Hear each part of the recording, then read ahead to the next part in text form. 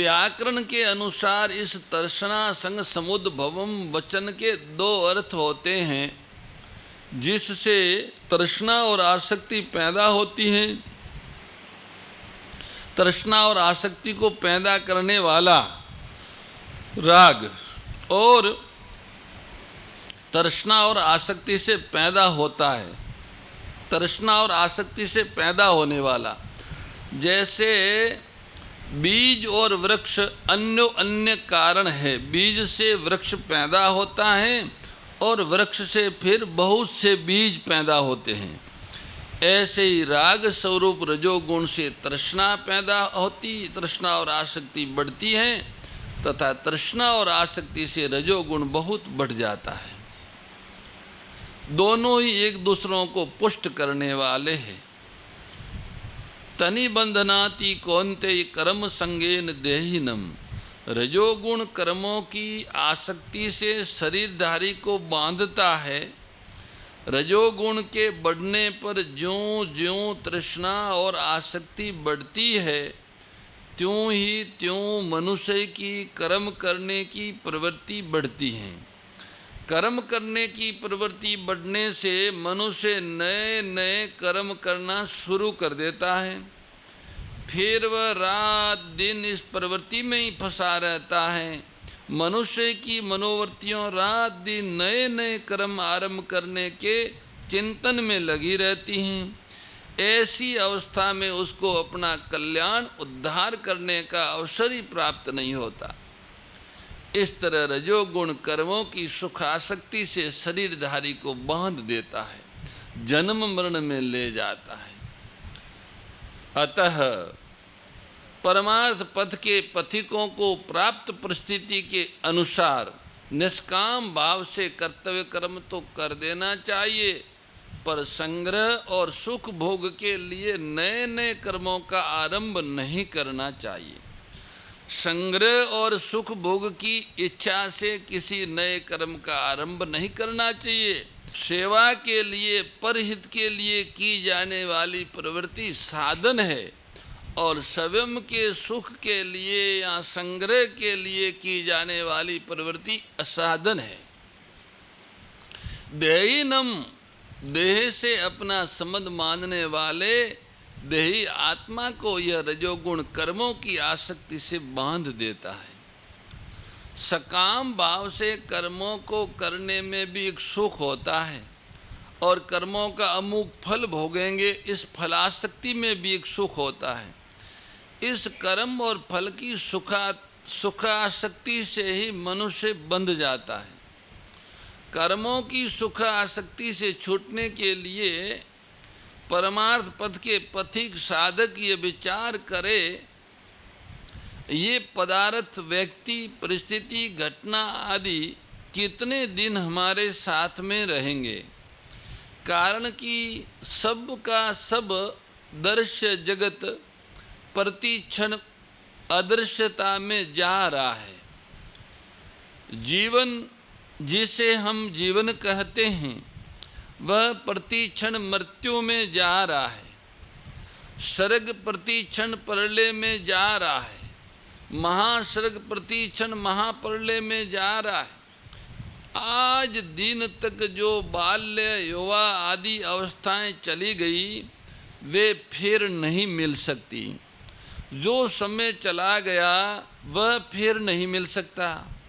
बड़े बड़े राजा महाराजाओं और धनियों की अंतिम दशा को याद करने से तथा बड़े बड़े राजमहलों और मकानों के खंडहरों को देखने से परमार्थ पथ के पथिकों को ये विचार आना चाहिए कि उनकी जो दशा हुई है वह दशा इस शरीर, धन, संपत्ति, मकान आदि की भी होगी, परंतु मैंने इनके प्रलोभन में पड़कर अपनी शक्ति, बुद्धि और समय को बर्बाद कर दिया।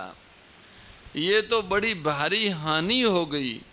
ऐसे विचारों से साधक के अंतःकरण में सात्विक वृत्तियों आएगी और वह कर्म संग से ऊंचा उठ जाएगा। अगर मैं रात दिन नए नए कर्मों के करने में लगा रहूँगा तो मेरा मनुष्य जन्म निरर्थक चला जाएगा और उन कर्मों की आसक्ति से मेरे को न जाने किन किन योनियों में जाना पड़ेगा, कितनी बार जन्मना मरना पड़ेगा। इसलिए मुझे संग्रह और सुख भोग के लिए कोई नया कर्म का आरंभ नहीं करना है। प्राप्त परिस्थिति के अनुसार अनासक्त भाव से कर्तव्य कर्म करना है। ऐसा विचार से भी साधक कर्मों की आसक्ति से ऊंचा उठ सकता है। रजोगुण कर्म के संग से मनुष्य को बांधता है, अतः सात्विक कर्म भी संग होने से बांधने वाले ही हो जाते हैं। जिस कर्म में सुख भोग की और संग्रह की इच्छा हो, वो चाहे कितना ही सात्विक कर्म हो, बांधने वाला ही होता है। अगर ऐसा संग न हो, सुख आसक्ति का और संग्रह की कामना का संग न हो, तो कर्म बंधन कारक नहीं होते हैं। इसलिए कर्म योग से मुक्ति हो जाती, क्योंकि कर्मों का और उनके फल का संग न होने से कर्म योग होता है। अब तमोगुण का स्वरूप और उसके बांधने का प्रकार क्या है, इसको श्री भगवान जी आगे 8वें श्लोक में बताते हैं। श्री भगवान बोले, भरतवंशी अर्जुन, संपूर्ण देहधारियों को मोहित करने वाले तमोगुण को तुम अज्ञान से उत्पन्न होने वाला समझो। वो प्रमाद, आलस्य और निंद्रा के द्वारा देह के साथ अपना संबंध मानने वाले जीवात्मा को बांध देता है। तमस्वज्ञानजम विधि मोहनम सर्वदेही नाम, प्रमाद आलस्य निंद्रा भीस्तन बंधनाति भारत, तमस्तव ज्ञानजम विद्धि मोहनम सर्वदेही नाम। सत्वगुण और रजोगुण, इन दोनों से तमोगुण को अत्यंत निकृष्ट बताने के लिए यहाँ तू पद का प्रयोग हुआ है। ये तमोगुण अज्ञान से, बेसमझी से, मूर्खता से पैदा होता है और संपूर्ण देहधारियों को मोहित कर देता है। सत असत, कर्तव्य अकर्तव्य का ज्ञान नहीं होने देता। इतना ही नहीं, ये सांसारिक सुख भोग और संग्रह में भी नहीं लगने देता, राजस सुख में भी नहीं जाने देता, फिर सात्विक सुख की तो बात ही क्या है। वास्तव में तमोगुण के द्वारा मोहित होने की बात केवल मनुष्यों के लिए ही है, क्योंकि दूसरे प्राणी तो स्वाभाविक ही तमोगुण से मोहित है। फिर भी यहाँ सर्वदेही नाम वचन देने का भाव है कि जिन मनुष्यों में सत असत कर्तव्य का ज्ञान नहीं है, वे शरीर से मनुष्य होते हुए भी 84 लाख योनियों वाले प्राणियों के समान ही है। जैसे पशु पक्षी आदि प्राणी खा पी लेते हैं और सो जाते हैं, ऐसे ही ये देहधारी मनुष्य भी हैं। प्रमाद आलस्य, ये तमोगुण प्रमाद आलस्य और निद्रा के द्वारा संपूर्ण देहधारियों को बांध देता है। इसमें प्रमाद 2 तरह का होता है। करने लायक कार्य को न करना, जिस काम से अपना और दुनिया का अभी और परिणाम में हित होता है, ऐसे कर्तव्य कर्मों को प्रमाद के कारण न करना, ये एक नंबर का प्रमाद है। और दूसरा प्रमाद, दूसरे नंबर का, न करने लायक काम को करना, जिस कार्य से अपना और दुनिया का अभी और बाद में अहित होता है, ऐसे कर्मों को करना, ये दूसरे नंबर का प्रमाद है। न करने लायक काम भी 2 तरह के होते हैं। बेअर्थ खर्च करना, बीड़ी सिगरेट गांजा शराब आदि पीना और नाटक सिनेमा खेल आदि देखने में धन खर्च करना, ये प्रमाद है। न करने लायक सब कर्मों में। बेअर्थ क्रिया करना, ताश चौपड़ खेलना, खेल कूद करना, बिना किसी कारण के पशु पक्षी आदि को कष्ट देना, तंग करना, बिना किसी कारण के छोटे छोटे पेड़ पौधों को नष्ट कर देना आदि, ये सब बेअर्थ की क्रियाएं हैं। ये सब प्रमाद के अंतर्गत आता है। आलस्य भी दो प्रकार का होता है, सोते रहना, निकम में बैठे रहना, आवश्यक काम न करना और ऐसा विचार रखना कि फिर कर लेंगे, अभी तो बैठे हैं। इस तरह का आलस्य मनुष्य को बांधता है। और निद्रा के पहले शरीर भारी हो जाना, वृत्तियों का भारी हो जाना, समझने की शक्ति न रहना, इस तरह का आलस्य दोषी नहीं है, क्योंकि ये आलस्य आता है, मनुष्य करता नहीं है, करता है उसमें दोष है। निद्रा भी दो तरह की होती है। आवश्यक निद्रा, जो निद्रा शरीर के स्वास्थ्य के लिए नियमित रूप से ली जाती है और जिससे शरीर में हल्कापन आता है, वृत्तियाँ स्वस्थ होती हैं, बुद्धि को विश्राम मिलता है, ऐसी आवश्यक निद्रा त्याज्य और दोषी नहीं है। भगवान ने भी ऐसी नियमित निद्रा को दोषी नहीं माना है, प्रत्युद्योग साधन में सहायक माना। युक्त स्वपन बोधस्य और अनावश्यक निद्रा, जो निद्रा के लिए ली जाती है, जिससे बेहोशी ज़्यादा आती है, नींद से उठने पर शरीर भारी रहता है, वृत्तियाँ भारी रहती हैं, पुरानी स्मृति नहीं होती, ऐसी अनावश्यक निद्रा त्याज्य और दोषी है। इस अनावश्यक निद्रा को भगवान ने भी त्याज्य बताया है। न चाहती सपन शिलस्य। इस तरह तमोगुण प्रमाद, आलस्य और निद्रा के द्वारा मनुष्य को बांध देता है, उसकी सांसारिक और पारमार्थिक उन्नति नहीं होने देता। इसमें भी एक विशेष बात बताते हैं, सत्व, रज और तम ये तीनों गुण मनुष्यों को बांधते हैं, पर इन तीनों के बांधने के प्रकार में अंतर है। सत्व गुण और रजोगुण संग से बांधते हैं, सतोगुण सुख और ज्ञान की आसक्ति से तथा रजोगुण कर्मों की आसक्ति से बांधता है। अतः सतोगुण में सुख संग और ज्ञान संग बताया है तथा रजोगुण में कर्मों का संग बताया है, परंतु तमोगुण में संग नहीं बताया, क्योंकि तमोगुण मोहनात्मक है, मोहित करने वाला है, उसमें किसी का संग करने की जरूरत ही नहीं पड़ती, ये तो स्वरूप से ही बांधने वाला है। सतोगुण और रजोगुण तो सुखासक्ति से बांधते हैं, पर तमोगुण स्वभाव से बांधने वाला ही है। अगर सुख की आसक्ति न हो और ज्ञान का अभिमान न हो तो सुख और ज्ञान बांधने वाले नहीं होते हैं, गुणातीत करने वाले होते हैं। ऐसे ही कर्म और कर्म फल में आसक्ति न हो तो वह कर्म परमात्म प्राप्ति कराने वाला होता है। तीनों गुण प्रकृति के कार्य है। जीव स्वयं प्रकृति और उसके कार्य गुणों से सर्वथा रहित है। गुणों के साथ संबंध जोड़ने के कारण ही वह स्वयं निर्लिप्त गुणातीत होता हुआ भी गुणों के द्वारा बंध जाता है। अतः अपने वास्तविक स्वरूप का लक्ष्य रखने से ही परमार्थ पथ के साधक गुणों के बंधन से छूट सकते हैं।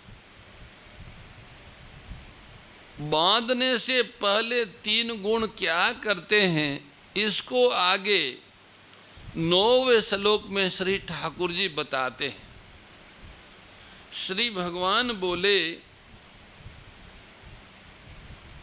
कि हे भरतवंशोद्भव अर्जुन, सतोगुण सुख में और रजोगुण कर्म में लगाकर मनुष्य पर विजय प्राप्त करता है, परंतु तमोगुण ज्ञान को ढककर एवं परमात्मा में लगाकर मनुष्य पर विजय प्राप्त करता है। सत्वम सुखे संजयति रजः कर्मणि भारत ज्ञानमावर्त्य तु तमः परमादे संजयत्युतः सत्वम सुखे संजयति। सत्व गुण साधक को सुख में लगाकर अपनी विजय करता है, साधकों को अपने वश में करता है। जब सात्विक सुख आता है तब साधक की उस सुख में आसक्ति हो जाती है। सुख में आसक्ति होने से वह सुख साधक को बांध देता है, उसके साधन को आगे नहीं बढ़ने देता, जिससे वह साधक सतोगुण से ऊंचा नहीं उठ सकता है, गुणा अतीत नहीं हो सकता है। यद्यपि भगवान ने पहले छठे श्लोक में सत्व गुण के द्वारा सुख और ज्ञान के संग से बांधने की बात बताई है, तथापि यहाँ सतोगुण की विजय केवल सुख में ही बताई है, ज्ञान में नहीं। इसका तात्पर्य है कि वास्तव में साधक सुख की आसक्ति से बंधता है। ज्ञान होने पर साधक में एक अभिमान आ जाता है कि मैं कितना जानकार हूँ।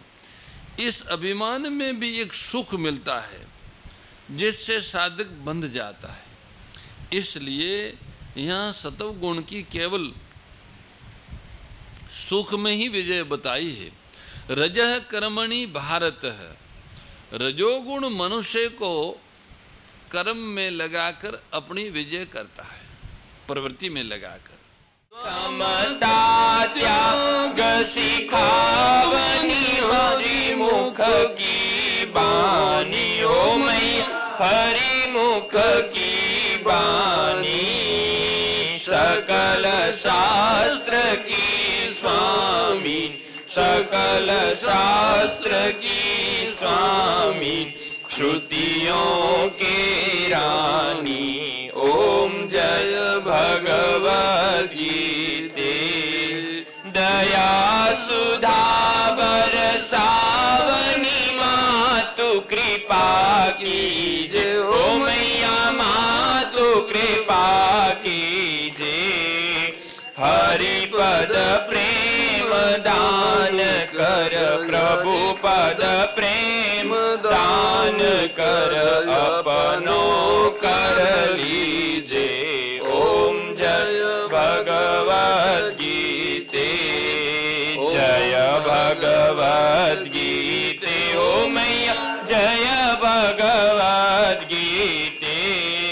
हरि कमल विहारिणी, प्रभु कमल विहारिणी, सुंदर सुपुनीते। ओम जय भगवद गीते। गीता माता की जय। परम श्रद्धेय गौरीशी स्वामी श्री दत्त शरणानंद जी महाराज की प्रेरणा व मार्गदर्शन में विश्व के सबसे बड़े गौ सेवा संस्थान श्री गोधाम महातीर्थ पथमेड़ा द्वारा संरक्षित लाखों बीमार, विकलांग, वृद्ध एवं अशक्त गोवंश वेद लक्षणा गोमाता की सेवा के साथ साथ भारतीय गोवंश का संरक्षण, संपोषण, संवर्धन एवं उनसे प्राप्त पंचगव्यों का परिष्करण व विनियोग करना, घर घर गोपालन, गो अभ्यारण्य, घास चारा उत्पादन हेतु गोचर भूमि का विकास, गोपालन लोक संस्कृति के पुनर्जागरण हेतु वेद लक्षणा गो महिमा का प्रचार प्रसार करना तथा गोपालक किसानों के स्वावलंबन हेतु गो कृषि अन्न एवं गो दुग्धान का गुणवत्ता युक्त बाजार तैयार करना श्री गोधाम महातीर्थ का पावन उद्देश्य है। आप सभी दानदाता श्री गोधाम महातीर्थ पथमेड़ा द्वारा संचालित गो सेवा महाअभियान में बढ़ चढ़कर सहयोग कर लाखों बीमार, विकलांग, वृद्ध एवं अशक्त गोवंश के गोग्रास सेवा हेतु श्री गोधाम महातीर्थ पथमेड़ा लोक पुण्यार्थ न्यास के बैंक ऑफ बड़ौदा खाता संख्या 084901000238827 IFSC कोड BARB 0 ASHRAM शाखा आश्रम रोड अहमदाबाद में गोग्रास सेवा निमित्त जमा कर सकते हैं। अधिक जानकारी के लिए संपर्क करें 7742093179 7665059999 7073000151।